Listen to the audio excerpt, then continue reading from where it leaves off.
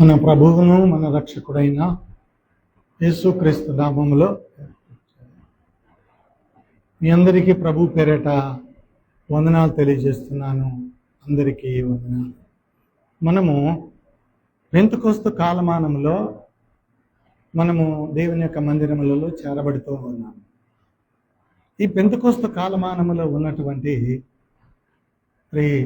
దేవుని లేఖనాలను మనం చూస్తే చాలా కటువుగా కనబడుతూ ఉంటాయి.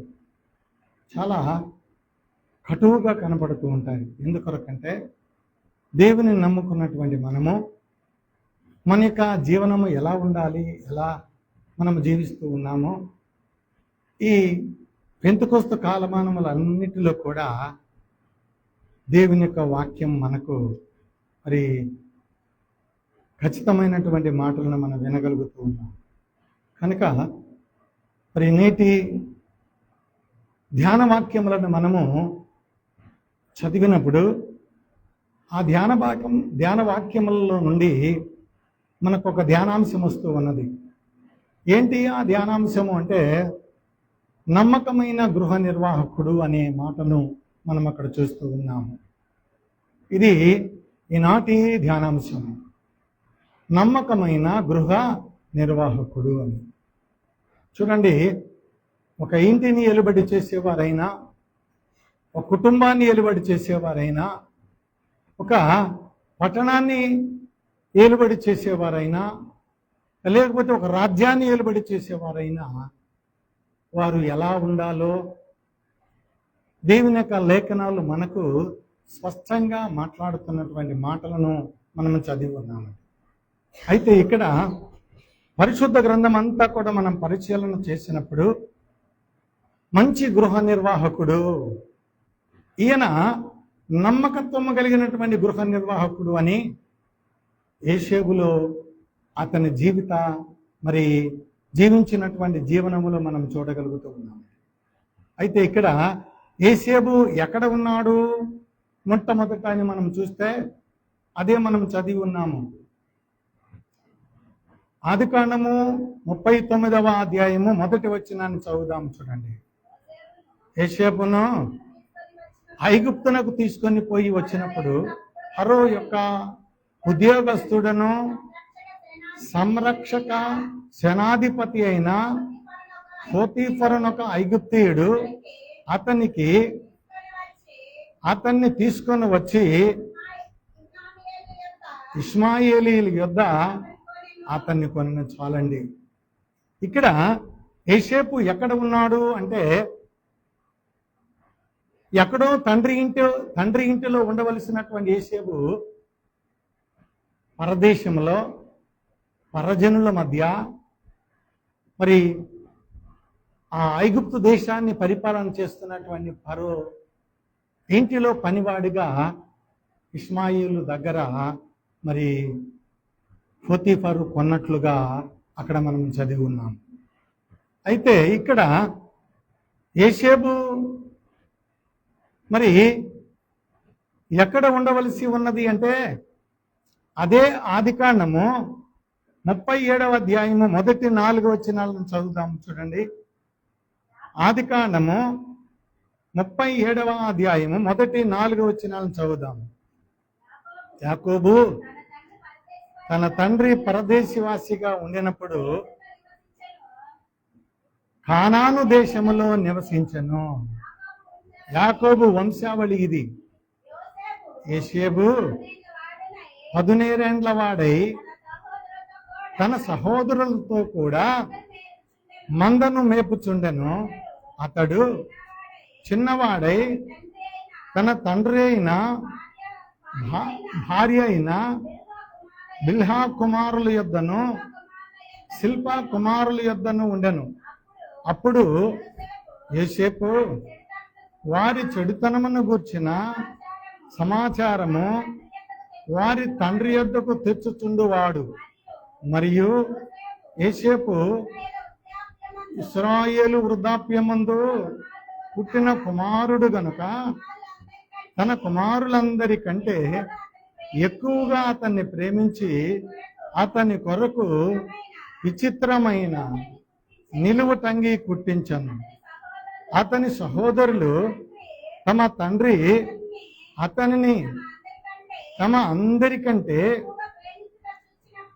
ఎక్కువగా ప్రేమించుట చూసినప్పుడు వారు అతని మీద పగపట్టి అతనిని క్షేమ సమాచారమైనను అడుగలేకపోయిరి. చాలని ఇక్కడ చూడండి, యోసేపు ఎక్కడ ఉండవలసిన వాడు అంటే కానా దేశంలో తండ్రి ఇంటిలో తండ్రి మందలను మేపుతూ ఉన్నటువంటి చిన్న కుమారుడు అని మనం అక్కడ చదువుకున్నామండి. ఈ చిన్న కుమారునికి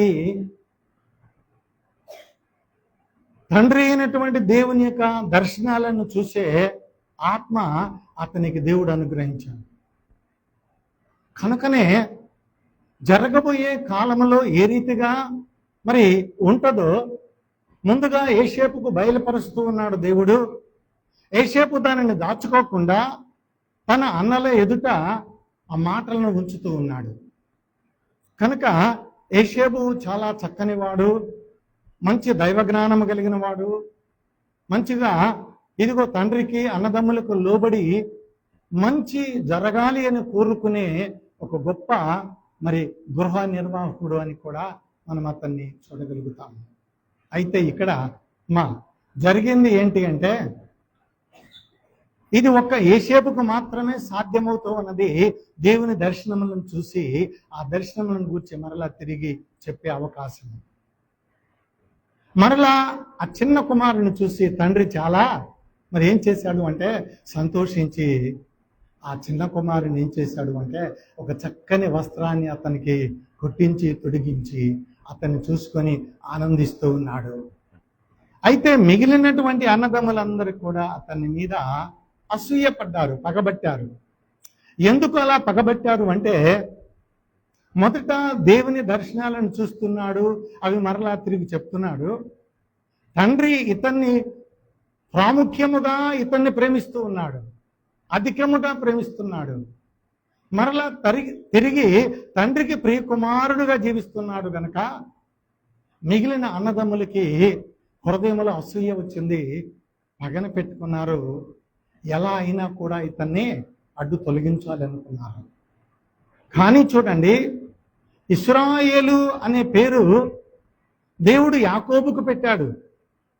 ఇశ్రాయేలు అనే పేరు, ఆ పేరుకున్నటువంటి అర్థం ఏంటి అంటే ఈనాటి వరకు కూడా ఇశ్రాయేలు దేశము అని మనము మరి ప్రపంచ మ్యాప్లో మనము చూడగలుగుతూ ఉన్నాము. చూడండి, ఒక వ్యక్తిని దేవుడు ఎక్కడి నుండి ఎక్కడికి ఆశీర్వదించాడు.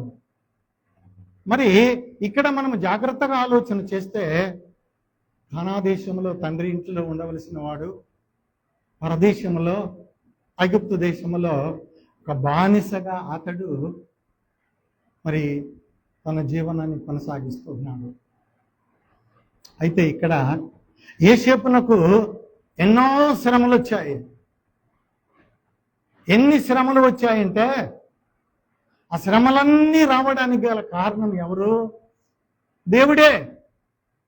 దేవుడు గనక అతనికి తోడుగా లేకపోతే ఆ దర్శనాలు వచ్చేవి కాదు, ఆ దర్శనాలు మరలా తిరిగి చెప్పేవాడు కాడు, తండ్రికి ప్రియమైనటువంటి కుమారుడిగా ఉండేవాడు కాడు, అందరూ అన్నదమ్ముల్లాగానే అతడు కూడా జీవనాన్ని కొనసాగించేవాడే.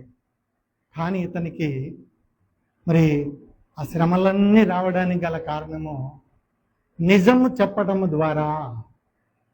నిజము ఎవరైతే పలుకుతారో, యథార్థంగా ఎవరైతే జీవించాలి అని ఆశపడతారో వారు అలా జీవించటము ఇతరులకు ఇష్టం ఉండదండి. చూడండి, సొంత అన్నదమ్ములే అసూయపడినట్లుగా మనం చూస్తూ ఉన్నాము. అయితే చూడండి, యాకోబు యోసేపును అధికంగా ప్రేమించాడు అన్నది కూడా ఈ అన్నదమ్ముల హృదయంలో ఉన్నటువంటి పగకు కారణమై ఉండొచ్చు అని కూడా మనం గుర్తుంచుకోవాలి. అయితే మరొకటి మనం చూడాలి. ఇక్కడ ఆదికాండము 39వ అధ్యాయము 2వ వచనం నుండి 5వ వచనం వరకు మనం చదివినటువంటి భాగములో మనం ఆలోచన చేస్తే దేవుడు యోసేపును అధికంగా ప్రేమించాడు. అక్కడ ఎంతగా అధికంగా అతడు ప్రేమించాడు అంటే అతడు బానిసగా కొనబడ్డాడు, జీతగాడిగా కొనబడ్డాడండి. జీతగాడు పనేంటి? యజమాని ఏం చెప్తే అది చేసే పని. చూడండి, ఆ గృహములో అంటే ఆ యజమాని గృహములో ఉన్నవారందరికంటే తక్కువ జీవితం కలిగిన వాడు ఎవడు అంటే బానిస. అది యోసేపు.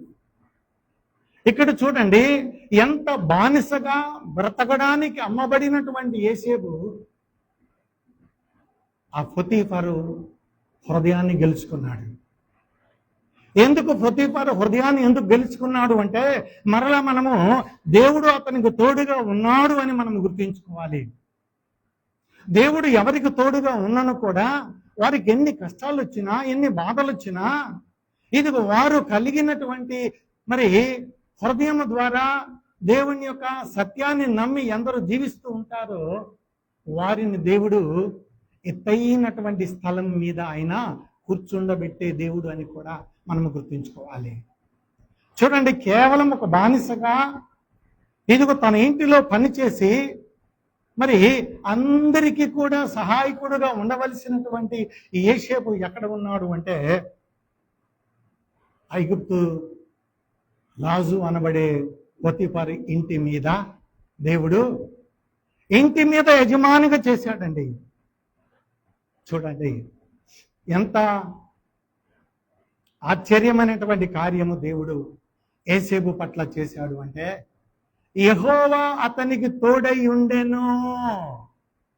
మరలంటాడు, అతడు చేసినదంతయు అతని చేతి పనిలో యెహోవా సఫలము చేసిననియు అతని యజమానుడు చూసినప్పుడు. ఏమండి, చూడండి, ఒక పాలేరుగా అంటే ఒక పనివాడుగా ఒక బానిసగా జీవిస్తున్నటువంటి వ్యక్తి తన యజమాని హృదయాన్ని గెలుచుకున్నాడు. ఎలా గెలుచుకున్నాడు అంటే మనం ముందుగానే చెప్పుకున్నాము, అతడు దేవుని యందు విశ్వాసం ఉంచాడు గనక, దేవుడు అతనికి తోడై ఉన్నాడు గనక అతడు జరిగించే ప్రతి పని పొతీఫరు హృదయాన్ని తాకింది. తాకి ఎంతటి నమ్మకస్తుడినా, ఎంతటి యథార్థపరుడు అని చెప్పి ఏం చేశాడు? యోసేపు మీద అతని కటాక్షము కలిగను కనుక అతని యొద్ద పరిచర్య చేయువాడాయను, మరియు అతడు తన ఇంటి మీద విచారణకర్తగా అతను నియమించి తనకు కలిగినదంతయు అతని చేతికి అప్పగించాడు. ఏమండి, ఒక చిన్న పనివాడిగా ఆ ఇంటిలో జొరబడితే రాజు ఇంటి అంతటికి కూడా అతడు అధికారిగా రాజు అతన్ని ప్రకటన చేశాడు. ఇదిగో ఈనాటి నుండి ప్రజలు ఎవరైనా ఏం కావాలి అన్నా, ఇదిగో నా రాజ్యంలోనైనా నా ఇంటిలోనైనా ఈ రోజు నుంచి నాతో పని లేదు, ఇదిగో ఈ యోసేపే ఈ రాజ్యానికి అధిపతి. నేను నా ఆహారం తినడము, ప్రశాంతంగా నేను జీవించడమే కానీ నాకు ఇంకా ఏ పని లేకుండా యోసేపే అన్ని పనులు చూసుకుంటున్నాడు అని అతనికి ఒక దృఢమైన విశ్వాసం కలిగి అతనికి తన ఇంటి అంతటి మీద అధిపతిగా నియమించాడు. ఎందుకని అంటే యోసేపు కలిగి ఉన్నటువంటి ఆ బాధ్యత రాజు ఇంటి మీదే కాదు, రాజ్యమంతటి మీద కూడా అతడు అధిపతిగా ఉన్నాడు గనక ఆ దేశము ఎలా ఉన్నది అంటే కొదువ లేకుండా, కొరత లేకుండా, పాడి పంటలతో తుల్లదూగుతూ ఉన్నటువంటి దేశముగా ఆ దేశాన్ని దేవుడు ఉంచాడు. కారణము ఎవరు అంటే యోసేపు అని కూడా మనం గుర్తించుకోవాలి. అలా ఐశ్వర్యము ధనధాన్యములతో తుల్లదూగే మరి ఐగుప్తు రాజ్యము అలా ఉన్నది అంటే అందుకు కారణము యోసేపు అని మనం గుర్తించుకోవాలి. అయితే అంత అధిపతిగా ఉన్నటువంటి యోసేపుకు అమ్మా ఇంటిలో శోధన వచ్చింది. ఏమండి, ఇదిగో రాజు ఇంటిలో శోధన వచ్చింది. ఎలా అంటే ఆ రాణి యోసేపు కలిగి ఉన్నటువంటి సౌందర్యాన్ని చూసి, యోసేపు కలిగి ఉన్నటువంటి బలదారుఢ్యాన్ని బట్టి మరి ఆ పొతీఫరు భార్య ఉన్నది చూడండి, ఆమె చాలా చెడు బుద్ధి కలిగినది కనుక ఆమె తన భర్తను కాదని ఏం చేసింది అంటే మరి యోసేపుతో మరి భారీగా ఉండాలి అనే ఆలోచన తన మనసులో పెట్టుకొని అతడు తనకు సమీపముగా వచ్చినప్పుడు అతన్ని పట్టుకుంది. కానీ యోసేపు ఆమెను ముట్టుకోక, అమ్మా నువ్వు నా యజమాని భార్యవు, నాకు తల్లివి, నాకు అధికారివి కనుక నేను ఈ పొరపాటు చేయనమ్మా అని చెప్పి అతడు వెళ్ళిపోయాడు. అంతటికి ఏమైంది అంటే శ్రమ వచ్చింది. ఇదిగో ఈమె 2 నాలుకలు కలిగినటువంటి స్త్రీ. ఎవరైతే భర్తను కాదని పరపురుషులతో వారు మోహించి ఎవరైతే పాపం చేస్తారో వారు ఏం చేస్తారు అంటే ఇంటిలో ఒకలా ఉంటారు, వీధిలో మరొకలా ఉంటారు. 2 నాలుకలు అంటారు అతన్ని. ఈమె ఏం చేసింది, రాజుగారి దగ్గరకు బోర్న ఏడ్చుకుంటూ వెళ్ళింది. ఏడ్చుకుంటూ వెళ్ళి ఇదిగో యోసేపు తన మాట వినలేదని హృదయంలో అతని మీద పెట్టుకున్నటువంటి పగను బట్టి, ద్వేషాన్ని బట్టి, కక్షను బట్టి ఏం చేసిందంటే అతని దగ్గరికి వెళ్ళింది. అయ్యా ఇదిగో రాత్రి యోసేపు నా దగ్గరకు వచ్చాడు, ఇదిగో నన్ను ఇదిగో పాడు చేయడానికి ప్రయత్నం చేశాడు, నేను ఏదో ఒక రీతిగా అతన్ని తప్పించుకొని నేను నా ప్రాణాన్ని నా మానాన్ని నేను కాపాడుకున్నానయ్య అని చెప్పి రాజు దగ్గర విల్లవించుకున్నది. వెంటనే రాజు ఏం చేశాడు, మా భటులను పిలిపించి ఇతను తీసుకొని వెళ్ళి చెరసాలలో వేయించాడు. అయితే చెరసాలలో వేయబడిన కూడా యోసేపుతో ఎవరు తోడుగా ఉన్నాడు? అమ్మా మాటలు ఇక్కడ ఉంచండి, మనం ఎప్పుడు చూసుకునే మనుషులమే ఇక్కడ. మనం కొత్త వారు ఎవ్వరు రాలేదు ఇక్కడికి, మనం అందరూ తెలిసిన వారమే. 2 మాటలు దేవుని మాటలు మన హృదయంలో వేసుకుంటే ఆ హృదయంలో ఉన్నటువంటి మాటలు ఏం చేస్తాయంటే మన అనుదిన జీవితంలో మన నాలుకను ఇదిగో మన యొక్క ఆలోచనలు, మన చెవులను, మన కనులను భద్రంగా కాపాడడానికి ప్రయత్నం చేస్తాయి. అందుకే దేవుని వాక్యం మనం వినేది, చదివేది, దేవుని దగ్గర వచ్చేది కూడా అందుకొరకే. అయితే ఇక్కడ జాగ్రత్తగా మనం ఆలోచన చేస్తే చెరసాలలో వేయబడ్డాడు యోసేపు. ఎవరు తోడుగా ఉన్నారు చెరసాలలో? దేవుడు తోడుగా ఉన్నాడు గనక ఇదిగో మరలా తిరిగి దేవుడే ఆ చెరసాల బంధకముల నుండి విడిపించి మరలా తిరిగి ఫరో రాజ్యమంతటి మీద గొప్ప మరి ఆధిపత్యము, అధికారత్వము కూడా ఇచ్చినటువంటి దేవుడు అని కూడా మనం గుర్తించుకోవాలి. అయితే ఇక్కడ యోసేపుకు చూడండి వచ్చినటువంటి శ్రమకాలమును గురించి, ఇదిగో యోసేపుకు తోడుగా ఉన్నటువంటి దేవుడిని గురించి ఇక్కడ అపోస్తలుల కార్యములలో సంగముగా సమకూర్చబడినటువంటి వారితో మాట్లాడినటువంటి ఒక మాట మనం చదువుదాము. చూడండి, అపోస్తలుల కార్యములు 7వ అధ్యాయము 9వ వచనాన్ని చదువుదాము. చూడండి, అపోస్తలుల కార్యములు 7వ అధ్యాయము 9వ వచనాన్ని చదువుదాము. అమ్మా 7వ అధ్యాయము 9వ వచనం అమ్మా. ఆ గోత్రకర్తలు మత్సరపడి యోసేపును ఐగుప్తులోనికి పోవుటకు అమ్మివేసిరి గాని దేవుడు అతనికి తోడై ఉండి అతన్ని శ్రమలన్నిటిలో నుండి తప్పించి అంటారు. ఇక్కడ చూడండి, ఎవరైతే మనకు తోడుగా ఉంటాడో ఇదిగో ఆయన ఏం చేస్తాడు అంటే ఇదిగో మనల్ని కాపాడే దేవుడు.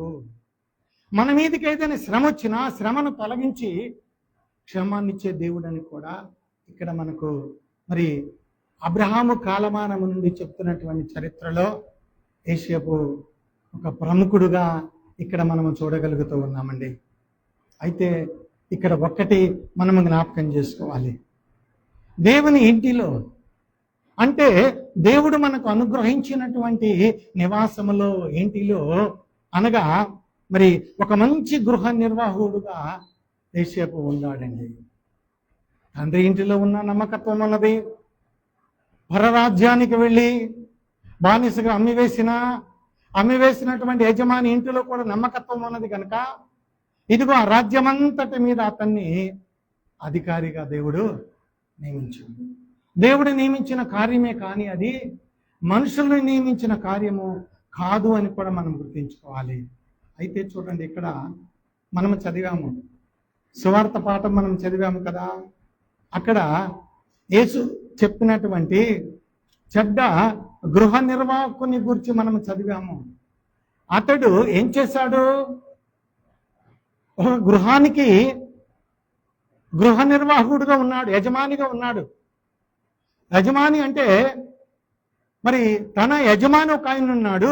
ఆ యజమాని కొంత భూములను, కొంత ధనాన్ని ఇచ్చి అతడు దూరదేశం వెళ్ళిపోయాడు. వెళ్ళిపోయిన తరువాత ఇతడు ఆ ఇంటికి యజమానిగా, ఆ యజమాని ఇచ్చినటువంటి ఆస్తికి మరి కర్తగా ఇతడు ముందు కొనసాగుతున్నాడమ్మా.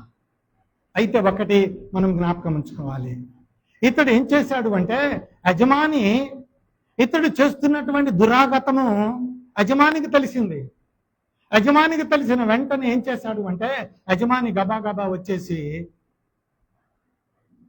తన ఇంటి మీద గృహ నిర్వాహకుడిగా ఉంచినటువంటి వాడిని పిలిచి అంటున్నాడు, అయ్యా, ఇదిగో నీకు నేను అప్పగించాను కదా, నీకు నేను అప్పగించినటువంటి మరి ధనము, పొలము, దాని మీద వస్తున్నటువంటి అజమాయిషి అంతా కూడా నాకు అప్పగించు అని చెప్పాడండి. వెంటనే ఇతడికి అరికాళ్ళ నుండి నడినెత్తి వరకు వణుకు వచ్చిందండి. వణుకు వచ్చి గబగబా వెళ్ళిపోయి ఎవరెవరికైతే అతడు వడ్డీలకు రుణం ఇచ్చాడో వారి దగ్గరకు వెళ్ళి ఏమన్నాడు అంటే, ఇదిగో నీకు నేను ఎంత ఇచ్చాను, ఇదిగో నీకు ఎంత ఇచ్చాను అంటే, ఆయన అన్నాడు, ఇదిగో నీవు 100 తులములు మరి ఇచ్చావు అని చెప్పి అక్కడ మాట్లాడితే ఆయన అన్నాడు, ఇదిగో ఆ చీటీని చింపేసి 50 తులములని రాసుకో అన్నాడు. మరొక వాని దగ్గరకు వెళ్ళాడు, అతని దగ్గరకు కూడా వెళ్ళి అతనితో మాట్లాడినటువంటి మాట మనము అక్కడ చదివి ఉన్నామండి. అతనితో కూడా అంటున్నాడు, నీవు ఎంత అచ్చి ఉన్నావు అని అతను అడుగుగా 100 తూముల గోధుమ పిండి అని అతనితో చెప్పాను. ఆ చీటీ చించి వేసి 80 తులముల గోధుమ పిండి అని రాసుకో అన్నాడు. చూడండి, ఇక్కడ ఇతడు ఎవరు అంటే, ఇతడు అన్యాయస్తుడైన గృహ నిర్వాహకుడు అని యేసుక్రీస్తు ప్రభువారు చెప్తున్నటువంటి మాట. మనకు దేవుడు ఈ దేహాన్ని ఇచ్చాడు, ఈ దేహంలో ఇదిగో తన ఆత్మనిచ్చాడు. ఆత్మనిచ్చినటువంటి దేవుడు నిరంతరము మరి ఆరాధించబడాలని ఆశతో ఉన్నటువంటి దేవుడు. ఆ దేవునికి మనము రుణస్థులుగా ఉండాలి. ఇదిగో దేవుడు మనకిచ్చినటువంటి ఆత్మను మన హృదయంలో ఉంచుకొని ఆ దేవునికి నిరంతరం స్తుతియాగములు చేస్తూ మనము జీవించవలసిన వారమే. కానీ ఆ దేవుడిచ్చినటువంటి ఆత్మను మనము ఆర్పివేసుకోకూడదండి, మోసం చేయకూడదండి. లోకంలో మనము దేవుణ్ణి మోసం చేస్తే ఇంకా లోకంలో మోసం చేయలేని వారు ఎవరైనా ఉన్నారా? ఎవ్వరు ఉండరండి. అందుకే ఇక్కడ ఇతడు ఏ స్థానంలో మిగిలాడు అంటే అన్యాయస్తుడైనటువంటి గృహ నిర్వాహకుడు అని అక్కడ మనము చూస్తూ ఉన్నాము. అయితే ఇక్కడ దేవుడు మనకిచ్చినటువంటి ఇంటి మీద, మనకిచ్చినటువంటి సంఘంలో, మనకిచ్చినటువంటి సమాజంలో, మనకిచ్చినటువంటి ఇదిగో మరి రాజ్యంలో మనం ఎలా ఉండాలి అంటే ఒక మంచి గృహ నిర్వాహకుడుగా మరి దేవుడిచ్చినటువంటి ఆత్మను కలిగి మనం జీవిస్తూ ఉంటే దేవుడు మనలను ఎక్కడైనా కూర్చుండబెట్టగలడు ఆయన. చూడండి, ఒక సామాన్యమైనటువంటి వ్యక్తి ఎవరు, మిషన్ కుట్టుకుంటూ ఉన్నాడు, ఒక టైలర్. కాకినాడ జిల్లా పిఠాపురం మరి నియోజకవర్గంలో ఒక చిన్న పల్లెటూరు ఉన్నది. ఆ పల్లెటూరులో కుట్టు మిషన్ కుట్టుకుంటూ ఉన్నాడు తండ్రి. తల్లి అతనికి సహాయపడుతూ ఉన్నది. ఈ కుట్టు మిషన్ కుట్టుకుంటూ ఉన్నటువంటి వారికి 2 కుమారులు. మొదటి కుమారుడు ఏం చేశాడు అంటే ఆ తల్లి తండ్రి పడుతున్నటువంటి కష్టాన్ని చూశాడు. కష్టాన్ని చూసి ఏం చేశాడు అంటే, ఎలాగైనా నేను ఈ పేదరికములో నుండి, కష్టములో నుండి ఇదిగో నా కుటుంబాన్ని బయటకు తీసుకురావాలి అని చెప్పి మంచిగా ఉన్నతమైన చదువు చదివాడు. ఉన్నతమైన చదువు, ఇంజనీరింగ్ చదివిన తర్వాత ఇదిగో ఇంజనీర్ కావాలి అంటే అతడు చేయవలసినటువంటి చదువుతూ ఉన్నాడు. ఆయన చదువుతూ ఉండగానే 3వ సంవత్సరంలో క్యాంపస్ సెలక్షన్ జరిగింది. ఆ క్యాంపస్ సెలక్షన్లో అతన్ని ఒక మరి కంపెనీ వారు కొనేశారు. ఎంతకి అంటే 1,00,00,000 మరి 2,00,000కు అతన్ని ఒక కంపెనీ కొనేసింది, అతడు కలిగి ఉన్న జ్ఞానాన్ని బట్టి, అతడు ఇచ్చినటువంటి ఆ ఇంటర్వ్యూలో ఇచ్చినటువంటి జవాబులను బట్టి. ఏమండి చూడండి, 1,00,00,000 మరి 2,00,000 అంటే ఎంత ధనమో చూడండి. అతడు ఆ ధనాన్ని ఎలా సంపాదించాడు, ఆ ఉద్యోగానికి ఎలా అర్హుడయ్యాడు అంటే తల్లి తండ్రి పడుతున్నటువంటి కష్టాన్ని చూశాడు. ఎలాగైనా నా తల్లిదండ్రులను నేను ఆ కష్టాల్లో నుండి బయటకు తీసుకురావాలని మేధస్సును పెంచుకున్నాడు, గొప్పవాడయ్యాడు. మనము గొప్పవారు కావాలి అంటే, ఇదిగో మనం ఉన్నతమైనటువంటి స్థితిలో ఉండాలి అంటే, మనం ఒక లీడర్ కావాలి అంటే ఆ లీడర్కు కావలసినటువంటి క్వాలిటీస్ మనలో ఉండాలి. లేకుండా ఉంటే మనం లీడర్ము కాలేమండి. చూడండి, అన్యాయంతో ఎంత ధనము సంపాదించినా, అన్యాయపు సిరితో మరి ఏ అధికార పీఠం మీద మనం కూర్చున్నా కూడా ఏదో ఒక దినమన్న దేవుడు దానికి అర్హుడు మనం కాము అని దాని నుండి తొలగించి తోసివేస్తాడు అని కూడా మనం గుర్తుంచుకోవాలి. అందుకే చూడండి, దేవుడు ఇక్కడ కొరింథీయులకు రాసినటువంటి పత్రిక 10వ అధ్యాయము 6వ వచనములో ఆయన 2 సందర్భాలను మనకు తెలియజేస్తున్నాడు.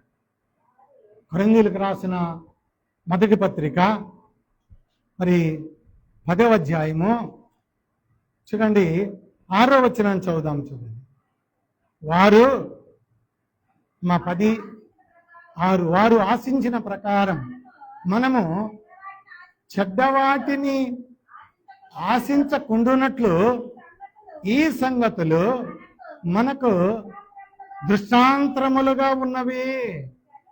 చాలమ్మా, ఎందుకు ఇంత చరిత్ర మనం ఎందుకు చెప్పుకోగలుగుతున్నాము, ఇంత పరిశుద్ధ గ్రంథం ఎందుకు మన చేతికి ఇవ్వబడి ఉన్నది అంటే, ఈ పరిశుద్ధ గ్రంథంలో కొంతమంది మంచివారు ఉన్నారు, కొంతమంది చెడ్డవారు ఉన్నారు. మంచివారి జీవితం ఎలా ఆశీర్వదించబడింది, చెడ్డవారి జీవితం ఎలా మరి దిగజారి పాడై పతనమైపోయారో ఈ పరిశుద్ధ గ్రంథంలో మనకు తేటగా 2 సందర్భాలు, మనం ఎక్కడ చదివినా 2 సందర్భాలు ఉంటాయి. ఒకటి మంచి, 2 చెడు. అందుకే చెడును మనలో నుండి విసర్జించి మంచిని మనము ఆహ్వానించి మనము దేవుని సంబంధులుగా మనం ఉండడానికే మనము ప్రతి నిత్యము ప్రయత్నం చేయాలి అని కూడా దేవుడు సెలవిస్తూ ఉన్నాడు. అందుకే దేవుడు ఇశ్రాయేలు ప్రజలు నిరంతరము క్షేమంగా ఉండాలి అంటే వారికి ఏమిచ్చాడు? 10 ఆజ్ఞలు ఇచ్చాడు. ఈ 10 ఆజ్ఞలను బట్టి ఎవరైతే జీవిస్తారో, ఈ 10 ఆజ్ఞలు కలిగి నిరంతరము ఇదిగో ప్రతిరోజు ఎవరైతే ఆ 10 ఆజ్ఞలను అనుసరించి పాటించి ముందుకు వెళుతూ ఉంటారో వారి జీవితాలు ఆశీర్వదించబడతాయి. చూడండి, ఇక్కడ యాకోబుకి ఎంతమంది కుమారులు? ఎంతమంది అమ్మా? 12 మంది. మరి 12 మంది కుమారులలో ఎవరు ఆశీర్వదించబడిన వారు, ఎవరు దేవునికి తోడుగా ఉన్నారు, ఎవరు ఇదిగో ఒక మంచి గృహ నిర్వాహకుడుగా పిలువబడుతూ ఉన్నది ఎవరు అంటే యోసేపు మాత్రమేనండి. అదే పని యోసేపుకు ఎవరు సాదృశ్యముగా తీసుకున్నాడు? యోసేపు ఇదిగో ప్రభు అయిన యేసుక్రీస్తుని సాదృశ్యముగా తీసుకున్నాడు. యేసుక్రీస్తుకు బదులుగా యోసేపు ఏమయ్యాడు అంటే చూడండి, న్యాయకర్తగా నిలబడి అందరి పట్ల అందరికీ క్షేమాన్ని, అందరికీ మంచిని చేసిన వాడు యేసుక్రీస్తు ప్రభువు. అందుకే ఆయన ఏమయ్యాడు అంటే ఇక్కడ లోకమంతా కూడా ఆయన నామం పేరిట మోకాలు వంచి ప్రార్థన చేయగలిగినటువంటి స్థితి రావడానికి గల కారణము, అలా ప్రార్థించడానికి అవసరం ఉన్నటువంటి కారణము యేసుక్రీస్తు ప్రభువారు మాత్రమే ఒక్కడేనండి. అందుకే ఈ లోకములో ఉన్నటువంటి నామములు అన్ని నామముల కంటే యేసునామము గొప్ప నామము. అందుకే ఇక్కడ మనం చూడాలి, ఇశ్రాయేలు ప్రజలు చేసినటువంటి 5 పాపములను మీకు నేను వరుసగా రెఫరెన్సుల ప్రకారం చెప్తాను. ఎవరైనా రాసుకునేవారు ఉంటే రాసుకోండి. ఎందుకొరకంటే ఇదంతా బోధ చేయాలంటే మరొక అరగంట పడుతుంది. మనకు ప్రభు సంస్కార ఆరాధన ఉన్నది కనుక ఇక్కడ ప్రజలు చేసినటువంటి 5 పాపాలు. మొదట విగ్రహారాధనకు వారు తలొగ్గారు. మరి వాళ్ళు ఐగుప్తు నుండి విడిపించబడిన తరువాత వారికి దేవుడిచ్చినటువంటి ధర్మ విధులను బట్టి కాక వారు ఏం చేశారు అంటే వాటిని మరిచిపోయి విగ్రహారాధన చేశారు. నిర్గమకాండం 32వ అధ్యాయము 1 నుండి 6 వచనాలను మనం అక్కడ చూస్తే వారు విగ్రహారాధన చేశారు. ఆ విగ్రహారాధన బట్టి దేవుడు కోపగించుకున్నాడు, అసహించుకున్నాడు. వారికి కష్టాలు, శ్రమలు, బాధలు మరి వారికి వచ్చి ఉన్నాయని కూడా మనం గుర్తించుకోవాలి. రెండవదిగా మనం చూస్తే సంఖ్యాకాండము 25వ అధ్యాయం 1 నుండి 9 వచనాలలో ఉన్నటువంటి సత్యం ఏంటి అంటే వారు వ్యభిచారము చేసిరి. వ్యభిచారం చేయడం ద్వారా వారికి ఏమైంది అంటే వారు ఇదిగో దేవుని నుండి వారు దూరమైపోయారు. ఇదిగో దేవుని యొక్క పరిశుద్ధతకు వారు వారసులు కాలేకపోయారు. ఎందుకొరకంటే వ్యభిచారం అనే కారణం అది వారిని దేవుని కుమారత్వాన్ని నుండి తొలగింపచేసిందని కూడా మనం రెండవ కారణాన్ని మనం చూడగలం. మూడవ కారణాన్ని మనం చూస్తే అదే సంఖ్యాకాండం 21వ అధ్యాయము 4 నుండి 6 వచనాలు చూస్తే అవిధేయత వారు కనపరిచారు. విధేయత కలిగి జీవించవలసినటువంటి వారు అవిధేయత కనపరిచారు గనక అవిధేయులైనటువంటి వారిని ఏం చేసింది? పాములు కరిచాయి. వారు ఆ త్రోవలోనే ఉండగానే అనేకులు మరణించడానికి కారణమైంది అవిధేయత. నాలుగవదిగా మనం చూస్తే వారు సణుక్కోవడం ఎక్కువ. అయ్యా మోషే, ఈ ఆహారం మేము ఎలా తినాలయ్యా? ఏంటి ఇది చప్పగా ఉన్నది? ఏమండి, హిమము ఏం చేశాడు అంటే మంచుని ఏం చేశాడు ఏమండి, కొత్తిమీరలాగా సన్న గుళ్ళుగా మన మినపగుళ్ళ భూమి మీద పడుతూ ఉంటే అవి గంపల అవసరమైన వారు అవసరమైనట్టు ఎత్తుకొని పోయి వారు తిని బ్రతికారండి. అయితే వారు అన్న మాట ఏంటంటే వారు సణుక్కున్నారు దేవుని మీద. సణుక్కోవడం ద్వారా దేవుని ఉగ్రత, దేవుని యొక్క మరి తీర్పు వారి మీదకి వచ్చింది. ఐదవదిగా మనం చూస్తే సంఖ్యాకాండం 16వ అధ్యాయము 41 నుండి మనం చూస్తే వారు దేవుని మీద తిరుగుబాటు చేశారంటండి. ఐగుప్తులో నుండి చెరలో ఉన్న వారిని విడిపించుకొని క్షేమముగా వారిని ఎడారిలోను అరణ్యములోను వారికి కావలసినవన్నీ సమకూర్చుకుంటూ తీసుకుంటూ వస్తే ఆ తీసుకొస్తున్నటువంటి దేవుని మీద వారు తిరుగుబాటు చేశారండి. అయితే ఇక్కడ ఒకటి మనం జాగ్రత్తగా ఆలోచన చేయాలి. శోధన, శ్రమ వాటిల్లో నుండి తప్పించుకునే మార్గము దేవుడు మనకు అనుగ్రహించాడు. ఈ 5, 4 ఉన్నాయి అనుకోండి. ఇదిగో నేను తప్పించుకోవాలి అంటే ఎలా తప్పించుకోగలను? నా అంతటా నేను కూర్చోండి వీటిని నాలో నుండి తీసివేసుకోవాలంటే అవి నా అంతటా నేను తీసివేసుకోలేనండి. కానీ వీటిని ఎవరు తీసివేయగలరు అంటే దేవుడు తీసివేయగలరు. అదే చూడండి, కొరింథీయులకు రాసినటువంటి మొదటి పత్రిక 10వ అధ్యాయము 13వ వచనాన్ని మనం చదువుదాం. చూడండి, కొరింథీయులకు రాసినటువంటి మొదటి పత్రిక 10వ అధ్యాయం 13వ వచనాన్ని మనం చదువుదాం. సాధారణముగా మనుషులకు కలుగు శోధన తప్ప మరి ఏదియో మీకు సంభవింపలేదు. దేవుడు నమ్మదగిన వాడు, మీరు సహింపగలిగినంత కంటే ఎక్కువగా ఆయన మిమ్మల్ని శోధింపనీయడు.